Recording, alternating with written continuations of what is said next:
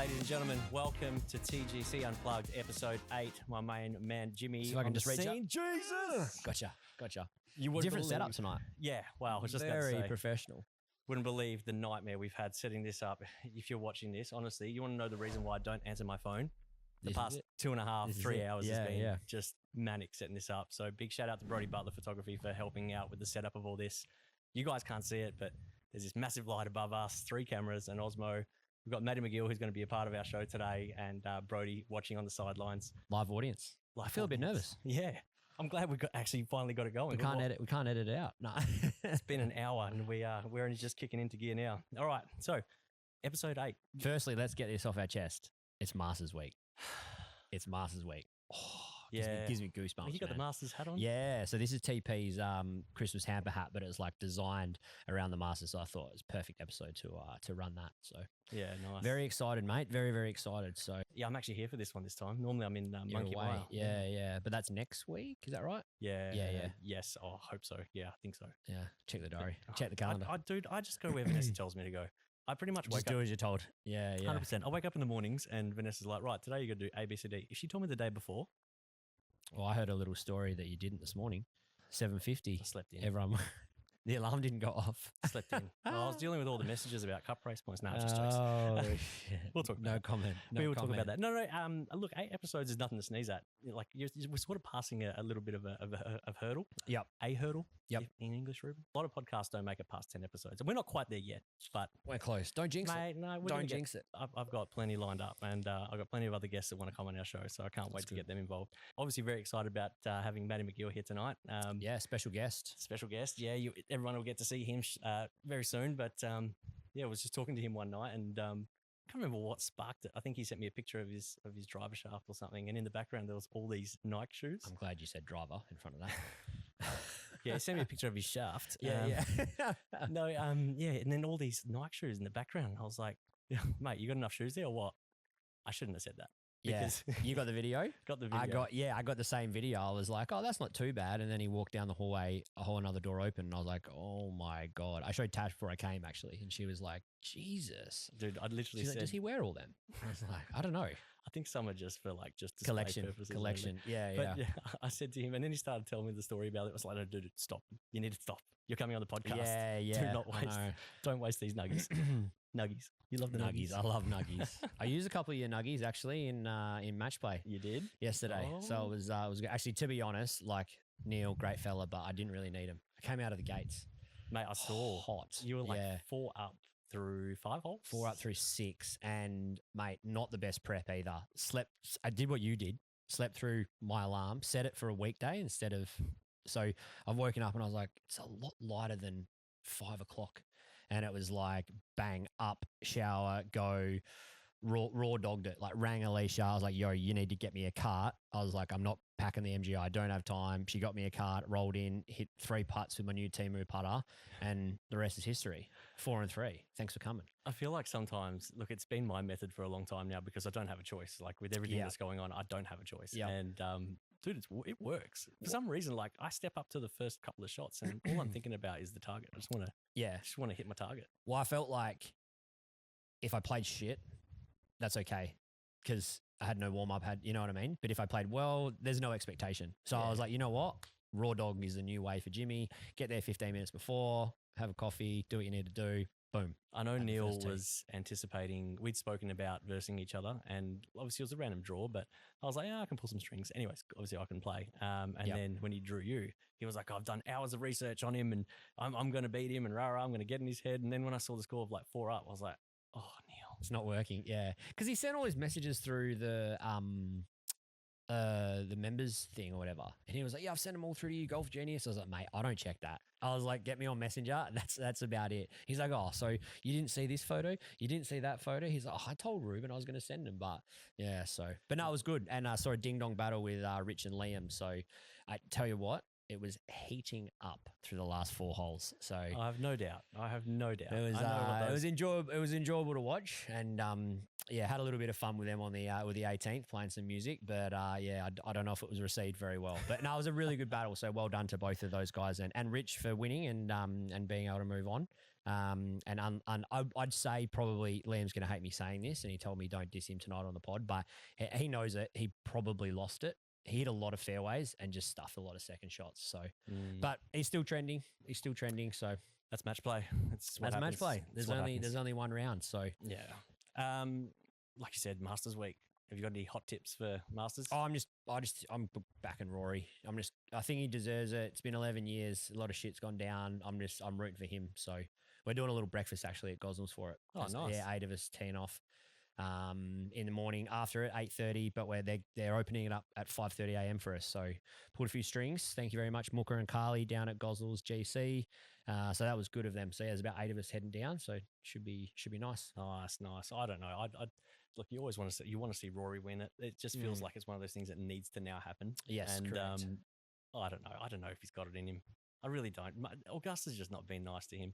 I honestly think it's going to be someone like Scotty Sheff's going to be up there. He's always Oberg.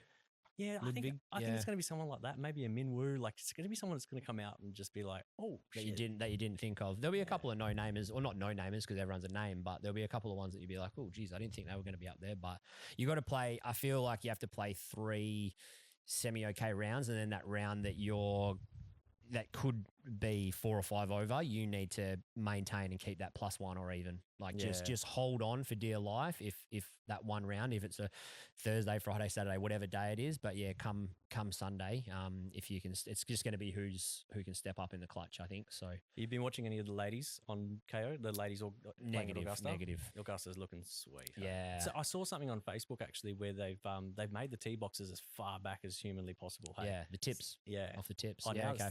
I think it's the longest Augusta's ever played. So yeah, okay. It's going to change it. They're going to make it even harder. Yeah. There's just something different about it. I feel like we're going to see so many posts. We already are. Nick Cunneen's already sent out a few. Just the Instagram music. Yeah, I know. I don't even know how it goes, but it's like, yeah. How cool is it that it's got that? Like, you just needs to play a little bit of a tune. You're like, oh my. Yeah. And the voice here at Augusta. Yeah. And he put up like the photo of the 5 greenkeeper mowers coming down the fairway. Yes. And yeah.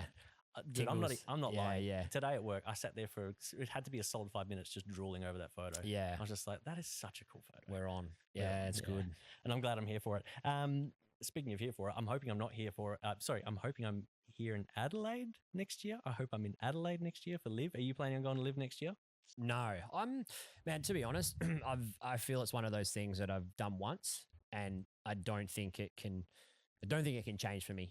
I went every day. It can because it's my 40th next year. Oh, far out. And yeah, okay. I've spoken to Vanessa about this. If Dom, if you're watching this, you need to play because you're my ticket to Live. If Dom Dollar is playing on the Saturday night, we're in. Because we will go to Live and Vanessa and her sister and her swap out the tickets. Yeah. Boom. Because apparently if whoever's headlining or whatever, you can buy tickets just for that. Yeah, I saw that. When I went, it was like everyone was just getting in for Fisher and it wasn't a lot of teeny boppers in for definitely not for the golf. Yeah, so, yeah. Well, that's what I said to Ness. Hey, I'm happy, and I'm not lying. I've messaged Dom on Facebook. And I'm like, dude, please tell me you're playing at Live next year. He hasn't replied, but yeah, okay. he will. He's a busy man. Like yourself. Yeah, like you. Yeah. I know what you're going through, Dom. Just message when you got time. Hit the admin email. Yeah. admin@domdollar.com. We'll quickly hit through, just before we bring our special guest on, we'll hit through those social leaderboards for March and talk about the teams. Did you see the teams update today? How do you feel about that? Yeah. Oh, mate, look, it's a long season. I mean, you guys are off to a flyer, the Panthers, but at the end of the day, you just got to make top 2, right? So I know Brody Butler's looking at me right now, but I think we'll be able to run over those Royals. So once Drew's handicap starts coming in, because that's outrageous. 2 back-to-back 40s for the big fella. So yeah. I'm happy for him though. Yeah, I'm happy for him. But no, it's really good. It's I feel, as we were discussing over the last episode and the one before that, I feel like the team thing now is really building, and it's almost becoming more than individual stuff. Oh, So- 100%. Like you've even got people on the sidelines now, like, go Panthers and go Spartans and all that sort of stuff. Yeah, exactly. There So- is that rivalry between Spartans and Panthers, though, Yeah. massively. And the Royals are slowly coming into it now. Yeah, well, yeah, and I don't know what's happening with the Vipers, but I'm Yeah, happy look, to keep them out of it there's- for now. There's quite a few Vipers that are playing a bit more now. I think James Foster Reed's been posting some scores. Richard Michelle's been playing a fair bit too, obviously. So he's posting scores. And a lot of new members have recently signed up, and naturally they've moved to Vipers because we even out the numbers. So yeah, there's I think they'll come good towards the end of the season. I won't go too far into the social leaderboards, but I think it was cool to mention that Rupert Chong actually won Birdcatcher last month. 8 birdies, Rupert. 8 birdies. Yeah, far out. man. What's he play off? I could get this wrong, but I'm pretty sure he's like 18. Yeah, I think like around a shot a hole. Yeah. Well done. Shout out to birdies, Rupert. Yeah, well done, Very- Rupert. That is epic. And Elizabeth Tudor got the Kobe again. course. I think she got it last. Yeah. She plays a fair bit. but- Scotty always says he's like bloody in the car checking it. He's like, Elizabeth, she's playing again. yeah. Bloody hell, she's playing Ah, again. She's on it. Hey, She's on get it. the points. Yeah. Do what you got to do. Yes, that is it. I'll take this opportunity to. I think a lot of people, obviously, the Golf Collective, we are growing at a crazy rate, which is really good to see. And you know what? Thank you everyone for the support that you've been showing us, supporting the 100%. events and Yep. coming to the events. We're going to be upping numbers at events going forward. We're taking everyone's feedback on board, and we're addressing everything that comes across our desk. And I say our because I think a lot of people sometimes think that it's just me that's doing it. Like, I think it's like I am a linchpin for TGC, but Yeah. we also have like 6 other people that obviously it's no secret that you are terrible with technology. So you Yep. have nothing to do with I you put have my nothing hand to up. do with Yeah, the back end of everything. Didn't help of anything. with setting any of this up. No, Just you- sat here you and just said record, Yeah, testing. you supervised. That was it. yeah. But no, we have 6 other people that help out, or 5. They are more than capable of answering everyone's questions, and I think it's important to let everybody know who those people are and what their roles are. Obviously, with myself, I'm overseeing the day-to-day operations of TGC, making sure Yep. that everything runs smoothly, checking the website, checking social media, all the rest of it, making sure that TGC is what everyone's expecting TGC to be. Yep. We then got Roland has now been appointed our golf ops manager. Mhm. So Roland's everything golf operations. You can go to Roland. Yep. Golf events. Is So now- what would that be? Just like touch on that quickly then. So, like, if someone's got an idea for an event, if someone's got, I don't know, like anything to do with like an not- event or an not- idea or something like yeah, that. anything Yeah, to do okay. with idea, anything to do with golf operations, Yep. a format, Yep, you know, overall golf operation. I don't know exactly how to put it in a nutshell, Yeah. but overall anything to do with An event. golf. I think an event makes it simple and clear for everyone and stuff like that. So you're not messaging Roland, or Roland's not getting in touch with you about groupings, or No. if you want to play with this person or something like that. Yeah. So that's where Richard comes in. Richard is our events manager. So Yep. Richard, anything to do with technical golf, anything to do with rules, anything to do with points, the season, the actual event itself that you're going to, if you want to shift pairings or whatever, that's Richard. Now, what people don't realize as well is like a lot of the stuff that we get that comes to us is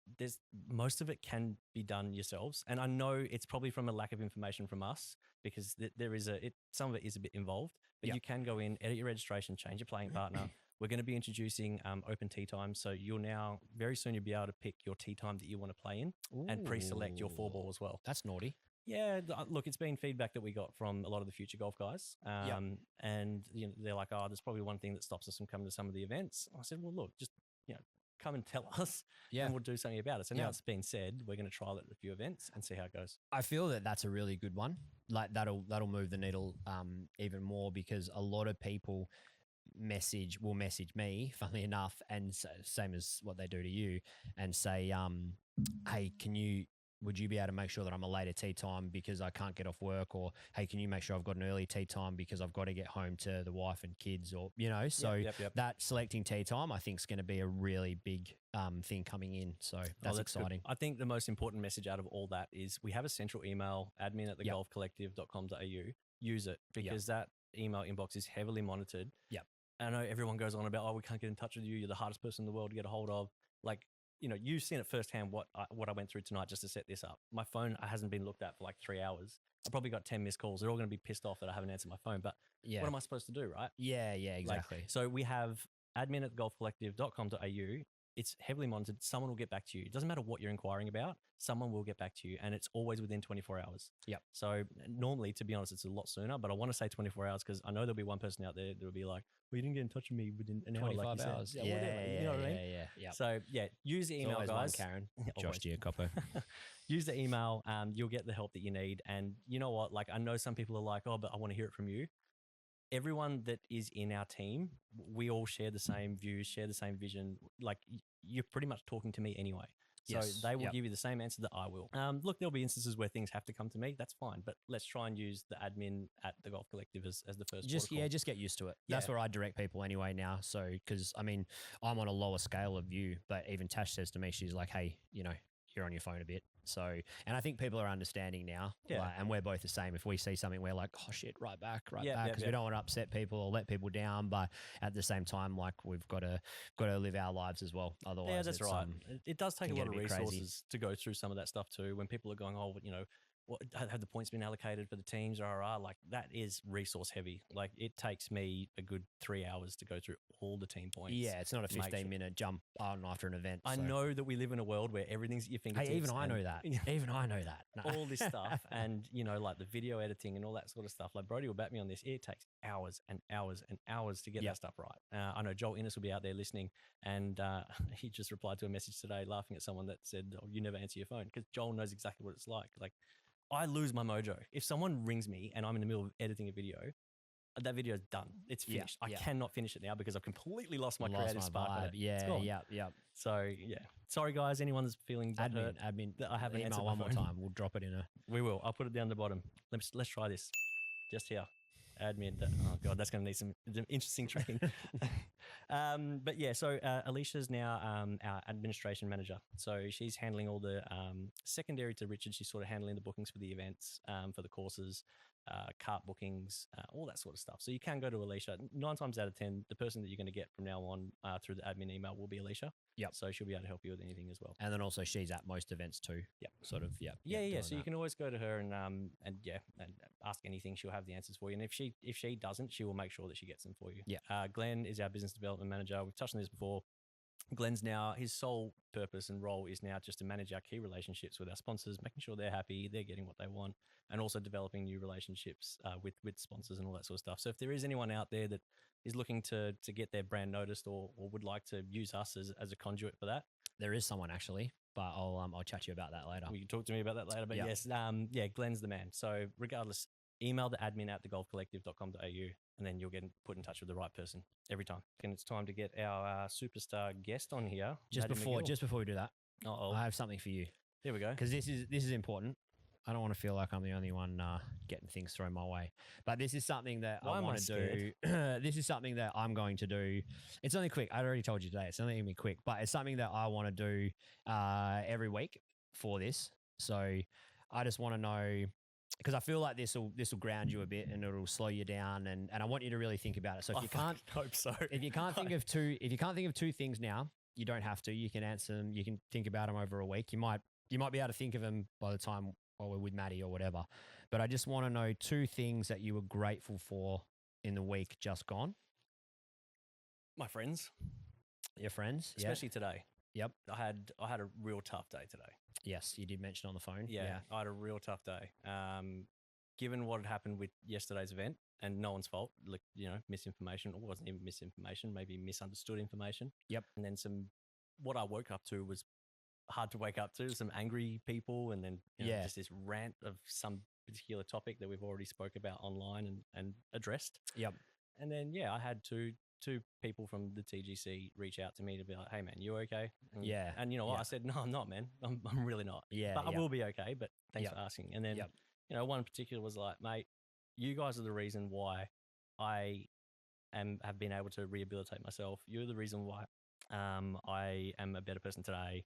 Wasn't those exact words, but the vibe of that message was that. And you know what? I was like, thank you. I needed that. I needed that, because I was actually today at the point was like, I do so much to try and make this great for everyone. Yeah. And then to see one little thing happen and everyone like sort of, it feels like I'm this little ball and everyone's there with daggers like at me. It's like, guys, I'm trying to help. It's your fault. Yeah. Yeah. It's I'm trying to help. I'm not trying to make this hard. And then I feel like he's the one that sort of came in from underneath the daggers, pulled me out, was like, dude, like Love that. this is all gonna work. Don't worry about it. It's all good. Like everyone's got your back. It's all good. So yeah, big shout out friend and that friend in particular. Yeah, it was Drew Daly. He shout out to me today just to touch base, and I appreciate it. So thank you, Drew. I actually genuinely, man, needed that today. And Roland as well. He reached out to me today. He's offered to take me on a moto ride. I'm like, bro, me and 2 wheels? No. We don't do that. I need 4 wheels. I love it. And a second thing. What else? Something else. My family. They're so patient with me, man. I'm lucky you said that because Vanessa was like, if he doesn't say me, I'm going to fucking kill him. No, seriously. Like, look at tonight as a prime example. Like, my kids are about to go to bed. I can't put them down. Like, normally every night I lay with them. Yeah. And even just before, I went and kissed them on the forehead, said goodnight. And they're like, are you going to come put us to bed? I was like, not tonight, sweetheart. And they just lose, like, they deflate a little bit. And you as a dad, you're like, am I doing enough? Yeah, I'm doing a lot of this stuff for you guys. Yeah, like, you know, I'm not trying to say that this is like a money-making mint or anything like that, but I'm trying to get these things out. Like, it's something as simple as just getting this message out about the email address will give me so many hours back to give back to my family if people will use the email address to then let that go to the appropriate channels. I think also as well, like this is why like jumping on and being able to do this like with each other, it's like it's raw, it's real, you know. So like people actually listening or seeing this in a week or whenever it comes out or in a couple of days, whatever it is going to be like maybe the ones that were sending those messages be like, damn, you know, maybe I just need a, you know what I mean? You know what I mean? Like, and it's not, we're not, I don't want to delve away from, you know, the quick fire questions and that, but it's I don't want those people to feel like they can't be like that. I want like... Yeah, it's passion. I don't think there's any ill intent. I think it's just passion for the game and what we're trying to do. And this is why I believe that we, if not are, but are going to be the best in the business because of how we're handling things. So we give a shit. Otherwise, anyone else would be like, honestly, anyone else this morning would have simply just gone, give them the points, shut them up. Yeah. Is that the right thing to do? No, definitely not. But I like that. So this will come every week. For you. Oh, don't tell me that, 'cause now I'm prepared for it. And it can't. No. It's just going to be my little segment, and it can't be the same. And I want you to have a little bit of a chat about it as well. And you can also fire them back. You can fire them back at me. Not tonight. No, I want to. What are you grateful for this week? What am I grateful for this week? Far out. Good. I wasn't ready. I wasn't ready. You told me that I wouldn't be able to answer straight away. Look. So I am super grateful for my relationship with Tash. And finding her, and obviously people who know me and her, or especially her and our situation, like she's going through a hell of a lot with her health and stuff like that. But she sent me a message as I was walking down the first hole, and this might have been something that spurred on why I played so well yesterday.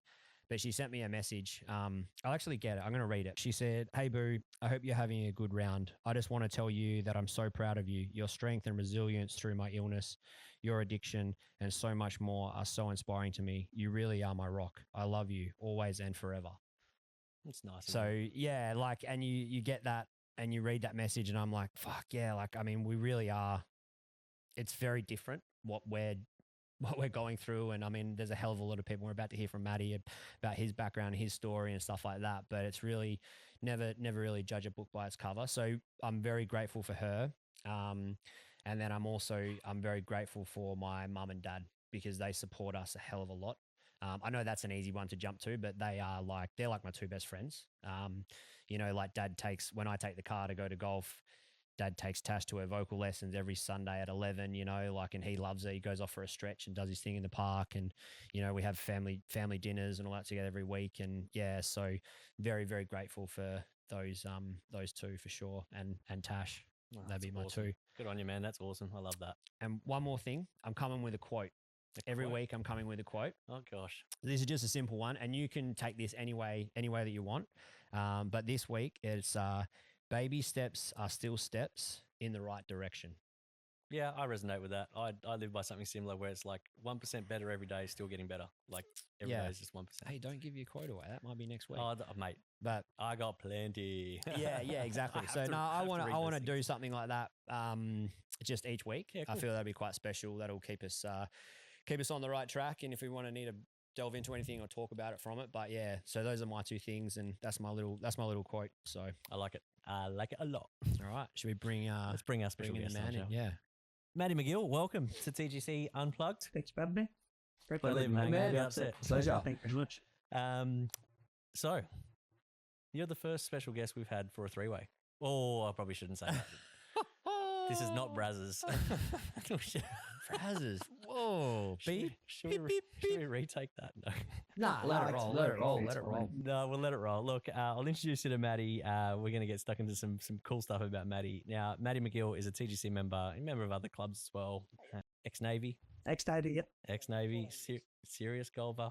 Try to be serious. Try to be serious. You're pretty bloody handy. I've seen you on the course. And the one thing a lot of people wouldn't know about you, you're a legendary sneaker. What do we call you? Collector? Wouldn't be a hoarder. Yeah, hoarder maybe. What's up, Miss Comics? Your background's insane, man.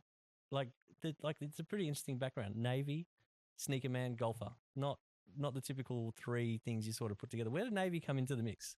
So Navy started for me. I was fairly sort of troubled as a kid, and my stepfather, he was a merchant Navy for 22 years, and from there I kind of had a point in my life where it was like, do you go down the same path or do you try and do something? So I decided to join the Navy when I was 18, back in 2009. Fire out. That's good. And it was only meant to be 4 years. I just signed the minimum contract, thought get in, get some money, try and get myself straight and make a move. But 14 years later, I was still in, and then I finally medically discharged. So it was a good run. I'm glad to be at.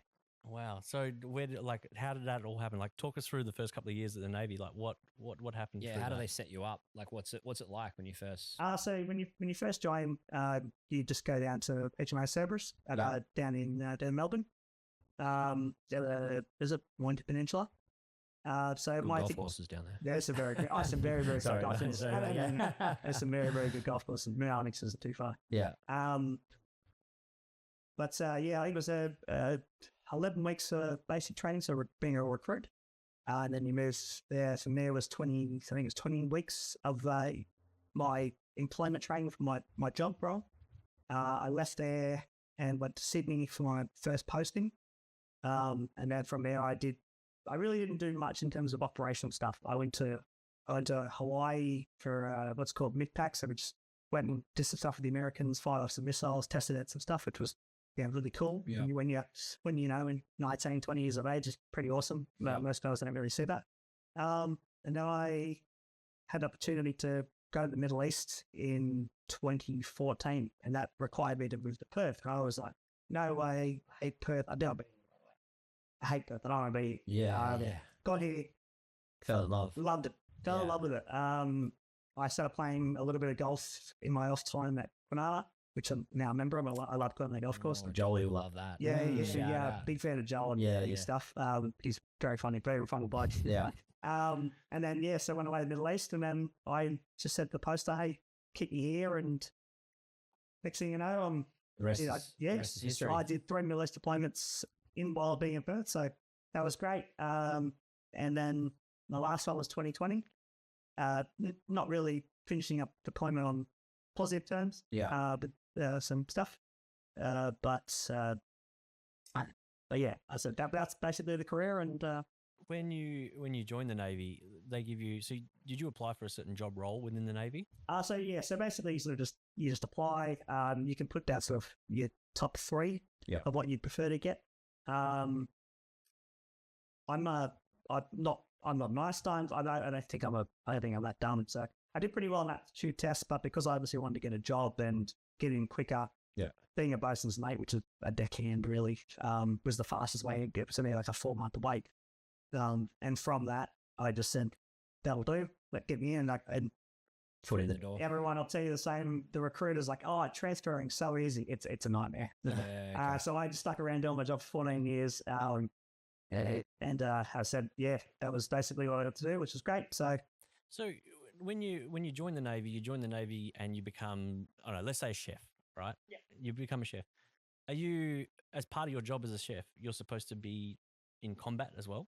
No. So everyone needs to be like trained at a basic level as in like one firearm, which is normally your like the AWST style. But my role was like combat role as like weapon handler role. But guys like Sheffos, Storbies, stewards who look after the officers, those sort of guys don't need to be proficient at a certain level. Yeah. But then obviously you have guys like myself who dealt with small arms, like 50 cal machine guns, just some of the bigger stuff. And then obviously the guys that are electronic technicians and stuff, they go with the, they use the bigger guns like the 5-inch guns, stuff like that, and all the torpedo systems. Was that joining the Navy? Was that the first time you'd fired a firearm? Yeah. I had never touched a firearm up until I was 18. What was it like? I'm just sitting here just taking this in because I'm fascinated by this, because I'm like, you think of the Navy and you think like the ships and then the like the wars and all that sort of stuff. Like, that's what I'm thinking. I'm thinking him in a scuba suit with like a gun. Call of Duty. Yeah. I'm not that Navy that SEAL. typical. They're the clearance type of boys. They're a little bit more Elite. a bit more elite than we are. I'm just a normal bloke. But I think you're underselling yourself, man. no, it's like in terms of like never had to fire anything on anyone, which was great. 2020 was a bit spicy, but obviously Trump was in power and he was revving up a little bit, so that was a bit fun. But no, in terms of like the stuff now, like obviously played a lot of firearms, dealt with stuff on boarding operations, but no, not like the movies. Yeah. I think people get that twisted. Yeah, it's a little bit of misconception. So you spent most of your time when you were on the Navy, you were at sea? Yeah, I would say I spent a fair bit of my career at sea. Yeah. Just because as a bosun, you don't get paid very well unless you're at sea. So when I was at sea, I got paid a lot more, and then as you more time you do at sea, you get increment, increases in your sea. So certain amount of years at sea, you get paid disallowance. You go off there and so on. So how did you guys do your training? Obviously, like firing live rounds and all the rest of it. Where was that done? How was that done? So for all the small arms stuff, so pistol, steyr, shotgun, all that sort of stuff, that was done at at Cerberus, so at the base. And then there's meant to be a big live range overlooking basically the Pacific Ocean, I think it was. And that's where we were meant to do our training. However, it was shut down for renovation, but I went through. So it's an army base, but Puckapunny. Where was that? In Victoria, I think it's about an hour or so from the base. Yeah. So basically we just, got on the bus, or not actually a couple of hours. Yeah. Got on the bus, stayed overnight, did a live firing. And then that was basically all the training. When I went through, it was cool because we did stuff like flying. It was fast rapping, so we were practicing how to jumping in helicopters from a tower, getting used to that. However, that's all been sort of scrapped. That's crazy. I love how, I don't know why, but him just saying practicing jumping out of helicopters. I'm like, what do you mean practicing? Yeah. Oh, because I'm going to do it again tomorrow. No.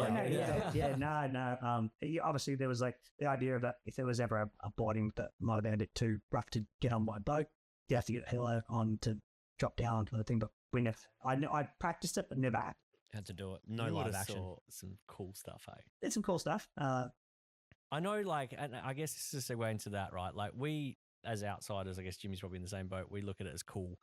You had a different experience, obviously, with some of the PTSD stuff, right? So, like, for people outside, oh, yeah, Navy job must be cool and this, that, and the other, they don't see the dark side of it. Yeah, right? and there's... So, look, I obviously don't want to trigger anything, and I hope you're okay. If you don't feel comfortable talking about anything, please. Okay.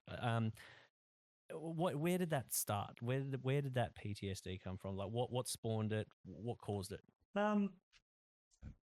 Pretty early on a piece, we're up north dealing with boat people. Like obviously you'll think immigration, people say come in, and just some of the stuff we saw late at night. You got a vessel that's barely out and sail on top of the water, and you're taking off, babies that are a month or two old. Families, women that are, you can tell they're incredibly sick, they're not doing well. Even some of them that are heavily pregnant. That sort of stuff back then didn't worry me. It's sort of come through a bit more now, and obviously it sort of sits with me. Yeah. In terms of in terms of a great deal of other stuff in the military, I didn't really have many more things than that, but a lot of that stuff early on in the piece really triggered me. And then obviously the end of my career when I was assaulted by a superior, and then I was mistreated. What for? How did that happen? Well, it's a long. Are you allowed to talk about it? Look, I can talk about it. I guess for me, it's interesting. But basically, it was end of a work day. I had reported that we had a vessel on the side of the ship that our vessel we were working with, and we were doing some maintenance, and some one of the radios got left in the boat, and the radio was confidential. I'd signed it out, but I handed it over to someone else. This person's come down, cracked it at me. I just said to him, yeah. I said, well, that's fine, but maybe you should fucking have a chat with the other person left at the boat, and then proceeded to pick me up on my throat, punch me in the face, slam me into the locker, and then from that I lost my promotion. He got promoted to petty officer, and how the hell does that happen? There's a lot of stuff, like you hear a lot of stories like that, and then with like women and not just women but males as well, like there's a lot of stuff behind closed doors that goes on, hey, that is just that people don't hear about, but sort of happens, and it's just when you like, it's like anywhere there was a purple circle or boys club or whatever you want to call it. This guy was he was very much in with our chief, and it's like a hierarchy sort of. So for me, that was basically it. I mentally lived through the rest of that trip. How long was the rest of the 4 months?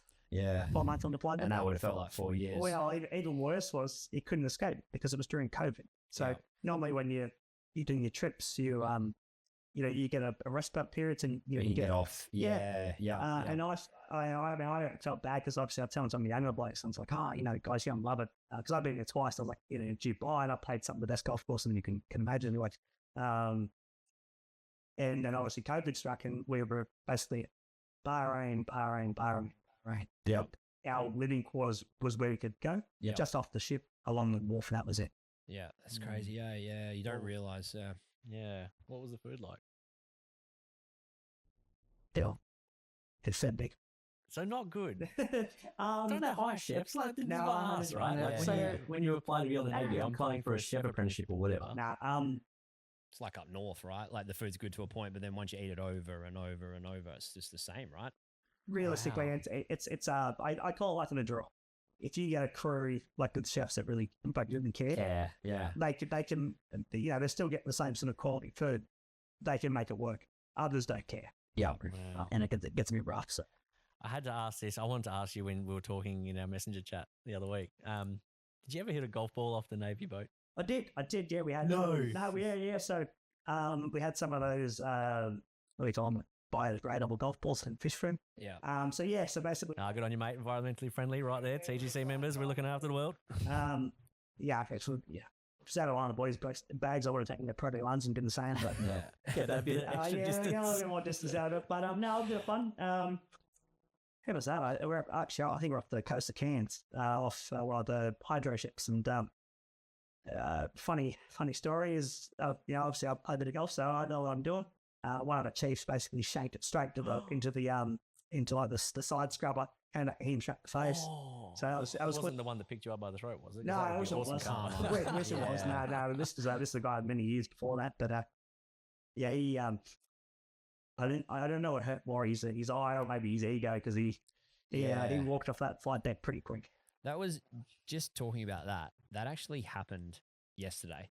So James Foster Reed on the 18th hit a ball, dead straight, 6-iron stinger, bang into a tree, came back, boom, hit him square in the side of the head, and then came in and was like, a bit rattled, rocked him. So, and he sent me a picture, and his eyes all bloodshot today and stuff like that. So I think it's crazy, eh? It is crazy. But just quickly to touch on that, I think it's important to let everyone know that you are covered. If you're a TGC member, you have a Golf Link number and you're affiliated, you are covered by sports cover or sports injury cover or something like that. Yep. That's part of your membership. Part of your membership and part of the insurance.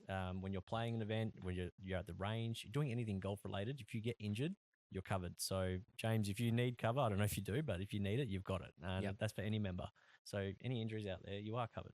Just to get know. in touch with us. admin@thegolfcollective.com.au, not Ruben. There you go. Sticky and little drop there. Yeah. Can't fix Does that count? can't fix broken hearts. Does that count if I wear my golf tie to the pub and I fall over? Yeah. I'd look. As long as you have the logo. No, You probably, buy a shirt. Yeah. I reckon you'd have a tough time convincing a judge that it was a golf-related exercise. Yeah, I get it. Pub golf. That's a thing. Pub Well, golf. I've answered anyone's question about it. I'm not able to know that. So You can certainly try. But honestly, mate, hats off to you. You know what? 14 years in the Navy. You've come out, I think, stronger. You've come out like mentally well now. I do the important things in life, like trying to get out and play golf, and this, TGC Unplugged had a great outlet. Now joining Banana, so another bunch of people that I really enjoyed with, and obviously have a really good network of friends, and shout out to my lovely wife to be. Oh, good on you. Good Do on you.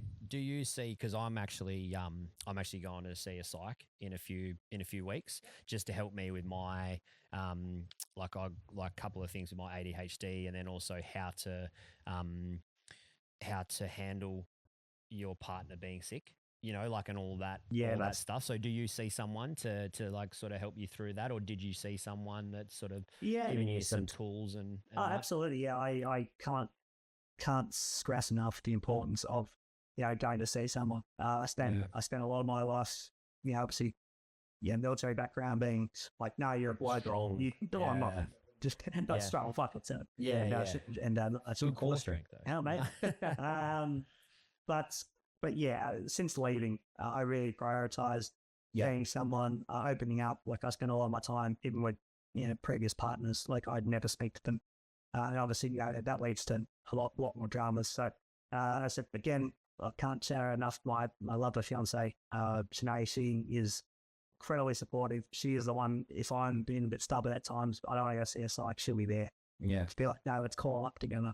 Yeah. I'll be there for you. If I need to book you appointment for you, I'll book it for you. I love that. Yeah, she's pretty amazing. So I can't say enough for her. She is a Oh, good on you. Good on you, Sinead. Behind every strong man is Shout a out. stronger woman. And good on her. Keeping you in line. well. She tries the best. I said hopefully the shadow doesn't buy new.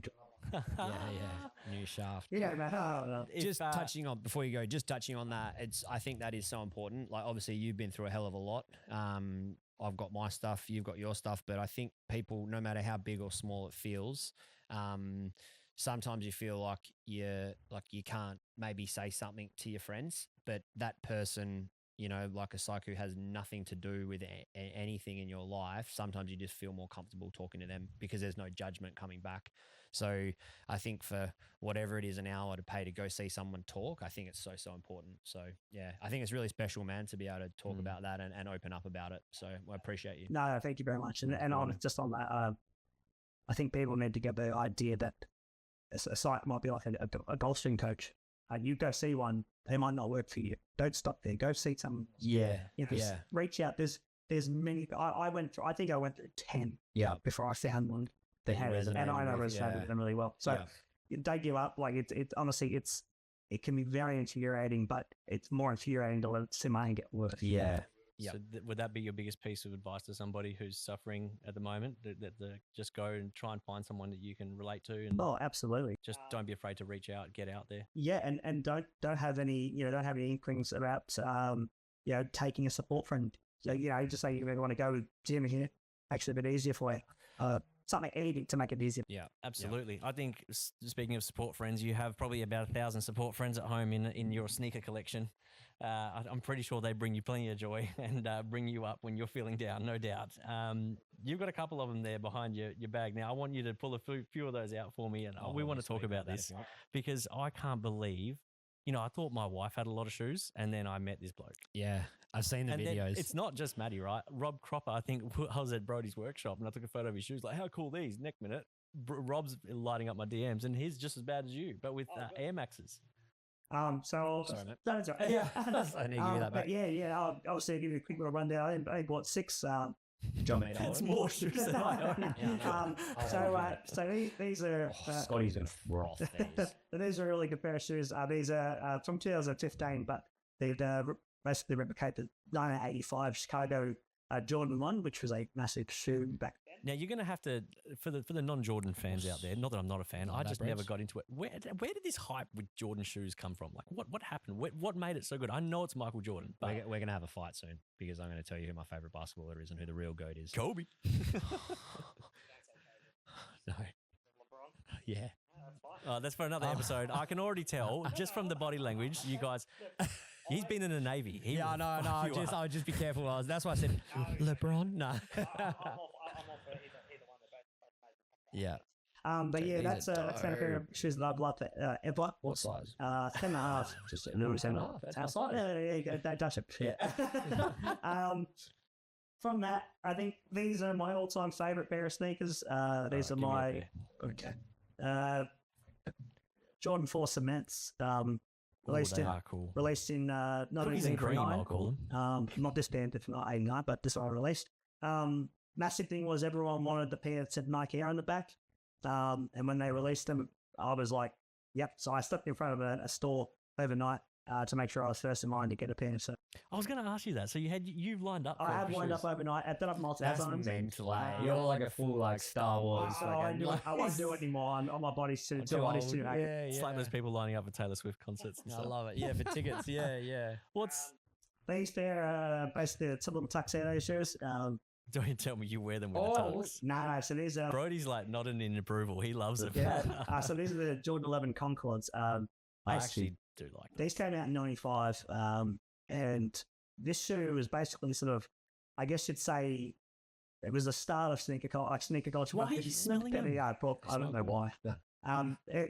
This was the start of like sneaker culture, wearing sneakers with regular on. Yeah, This shoe here started everything. Wow. What's the I'm 45 following on the the art back? history.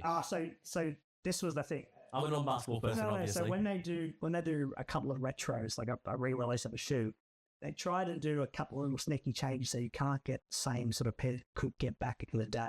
So what they did was rather than putting Jordan's 23, they put Jordan 45 when he first came back. To the Bulls. Yeah. 45. And that's what they've done. Interesting. Oh, dude, that's gangster. So I said these are one of my all-time favorites. What number did he wear at the Wizards? Sorry. 23. 23. Yeah, okay. 23. Yeah. So they've been really good. And then obviously, I felt like I was up pairs. These are golf ones? No, I forgot. How many golf? Bro, this is a golf podcast, Oh, okay. bro. Yeah, so I've got what 38 pairs of golf shoes, and I think 15 or 16 of them are Jordan whips. Yeah. Yeah. Shout out to Nike, Adidas is the worst. Not sponsored. Not sponsored. Adidas, bro. Man, we've been talking to Adidas for weeks trying to get sponsorship. Yeah. You go Adidas, but Nike's better. So these Travis Scotts, these go for a fair bit of money. I used to go. Love those. Man, your shoes give me like an ice cream vibe. You had cookies and cream before. You got Neapolitan here. well, yeah. I can see that too, yeah. This pair of my off-white. Oh, damn.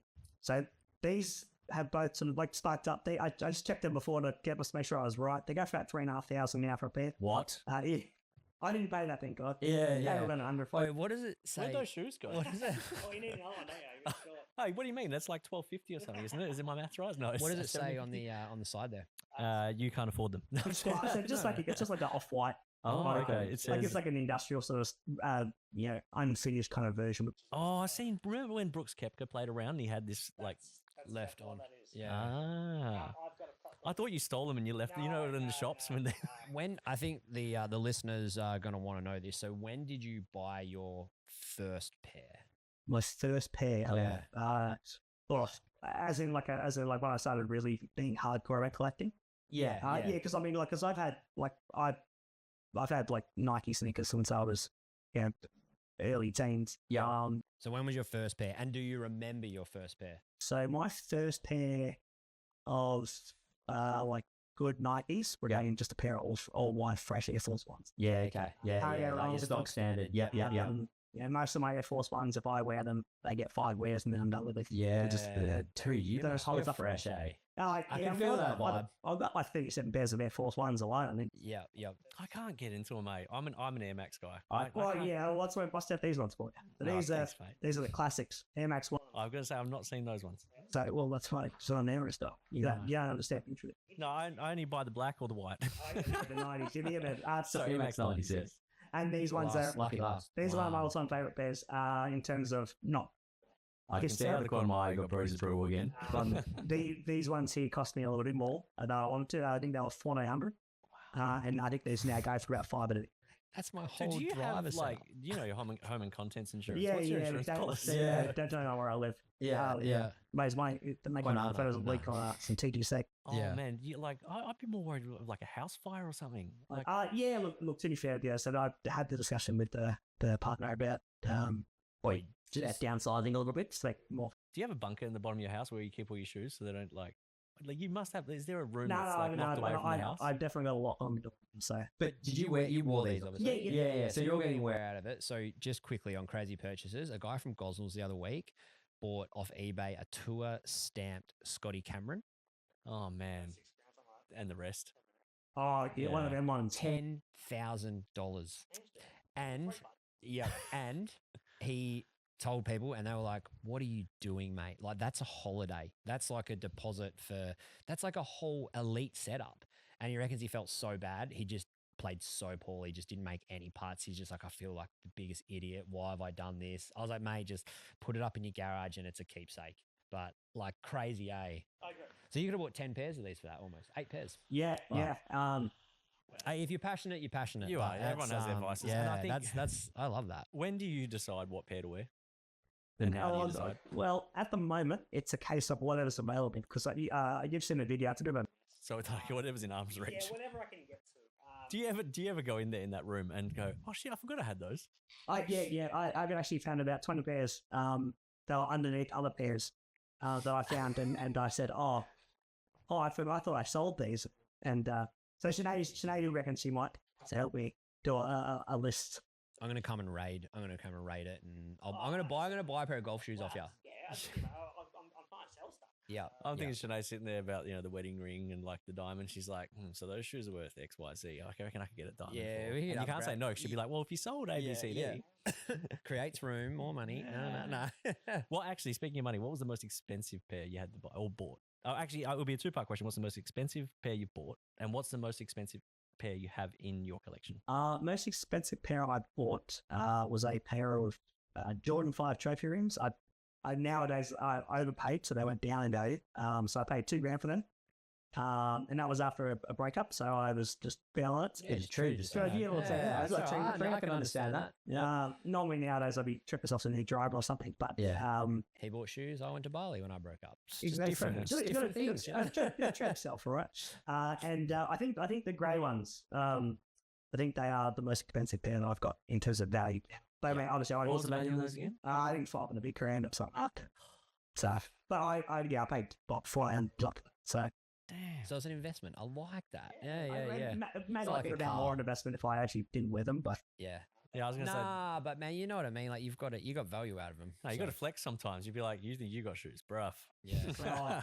I've been trying to track down a pair of Jordan 1, actually basically the same as the red ones, as golf shoes because Jason Day has a pair, and they've gone up to I think 7,000 or 8,000. So wait, are you at night time? Like at night time, I'm going on Marketplace every night looking for a bit of a bargain or whatever. I'm looking for something. I don't even know what I'm looking for. I just want to spend some money sometimes. Yeah. Are you still every night doing that, looking for shoes? Like, are you actively looking for them, or are you done now? No, like I would say I'm done.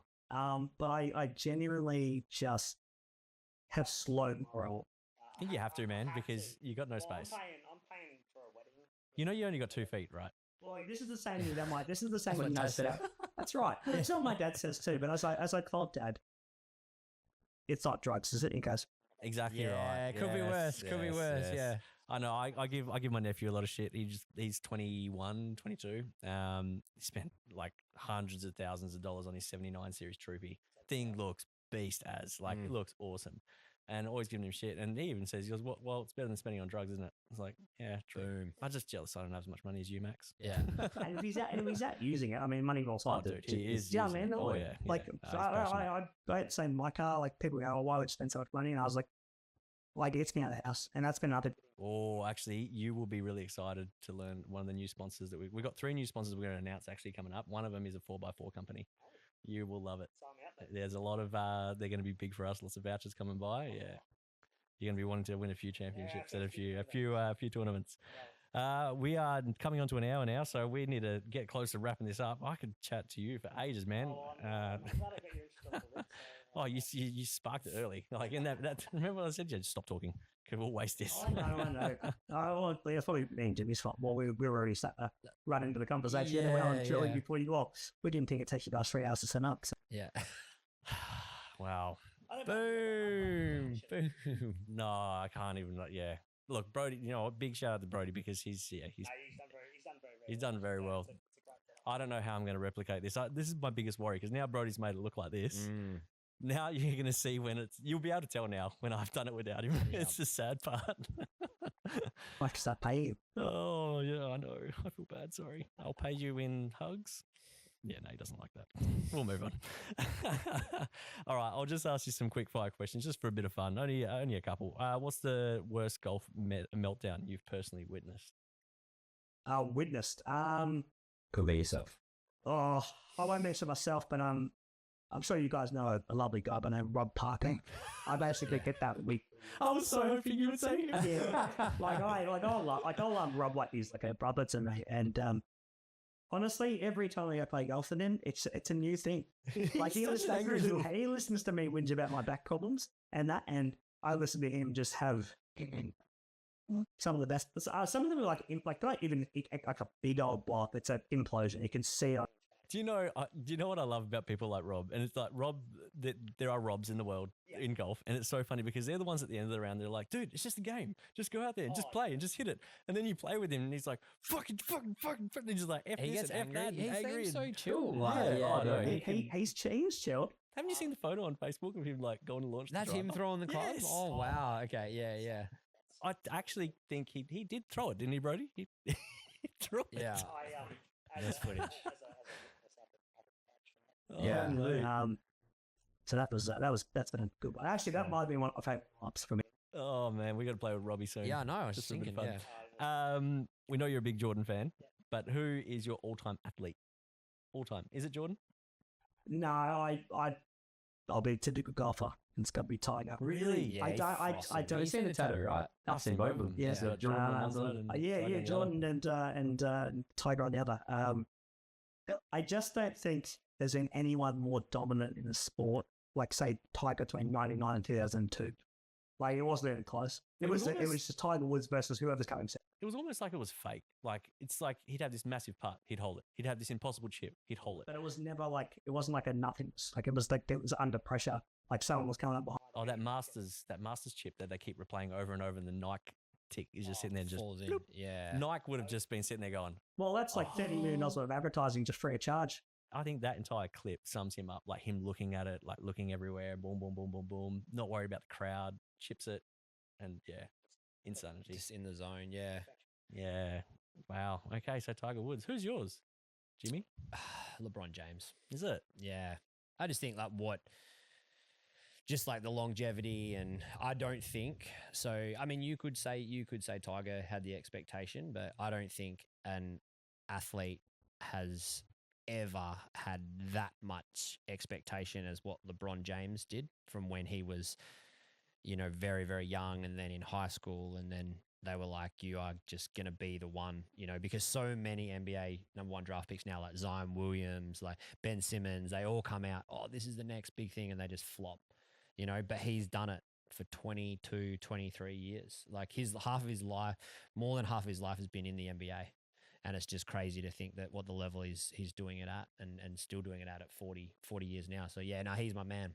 I'll never forget that bought his first jersey in Carousel because it had James on the back. I was like, nice. My man. Mine's Cristiano Ronaldo. We have family ties to him, but his work ethic is unparalleled. That guy is just a beast when it comes to he will coming up to a major game, he will abstinate, I think is the word, from sex. Like he will not have sex. He's like, no, I'm saving that energy for the game. Like he's so dialed with that stuff and brings a whole different type of work ethic. I think I remember watching. Must be a Portuguese thing. It's definitely not, because I'm not like that. There was a clip of, I think it was a Manchester United or one of the Real Madrid teammates. Is like, I'm gonna be there before Ronaldo is, because he's always at training early. He's always in the gym before everybody else. And he went about 4 or 5 different times to try and beat Ronaldo's. Like training's at 8 in the morning, right? Yep. He's like, I'm going at 7. Ronaldo's there. Yeah. He's like, all right, fuck it, I'm going at 6. Ronaldo's there. Yeah. I'm going at 5. Ronaldo's there. Yeah. I think it was like 3:30. Ronaldo was in the gym, like getting ready Getting his for work in. training. Yeah. But that's why the best are the best, right? Or the goats are the goats. And that comes back to golf and expectation too. Like those people that go out and expect to like shoot the lights out, but never practice, never put Yes. any effort into their game. They're like, my handicap never comes down. Mate, Do you practice? Yep. Got to be at the gym at 3:30. Or you just raw dog it and miss your alarm. Yeah, but you did the hard work. You did the hard work previous. You know what I mean? All right, we're going to wrap this up. It's been over an hour. Matty, thank you so much for coming on board, my man. That was awesome. Thank you for the insight. Thank you, brother. Appreciate you, man. No, we appreciate it. Jimmy, thank you as always. Ladies and gents, it's been a pleasure. It's been a treat. We're looking forward to episode 9 coming up. Couple of fun events. Easter's coming up. I think we're having a little bit of a break, so you might not see another podcast for a couple of weeks. But hope everyone has a great Easter. Hope to see you at an event soon, and we'll catch you at the next one. See you on the fairways. Peace. Peace. Wow, chicka, wow, wow. Wicka, wicka. Yeah. Nah, I shouldn't do that. 1, 2, 3.